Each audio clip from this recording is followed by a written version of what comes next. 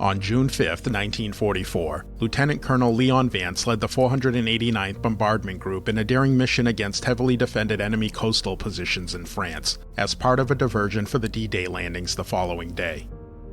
As they approached the target, enemy anti-aircraft fire tore through the B-24 Liberator he was flying in, killing the pilot, wounding multiple crew members, and nearly severing Lieutenant Colonel Vance's right foot.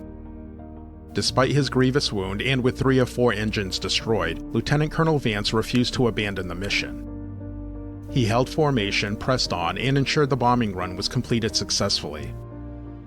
With the aircraft crippled and on the verge of stalling, he took control, applying a tourniquet to his leg with the help of the radar operator before dragging himself to a semi-upright position beside the co-pilot. Knowing the last engine was failing, he executed a controlled glide, guiding the aircraft towards the English coast. As the shoreline came into view, Lieutenant Colonel Vance ordered his crew to bail out. But a distress call over the intercom changed everything. He believed one of his men was too injured to jump. Determined to save him, he made the decision to ditch the plane into the English Channel, despite the added danger of a 500-pound bomb still lodged in the bomb bay. With his condition deteriorating and his nearly severed foot caught behind the co-pilot's seat, Lieutenant Colonel Vance improvised, executing a miraculous water landing while laying on the cockpit floor, using only the ailerons and elevators for control, and the side window for visibility.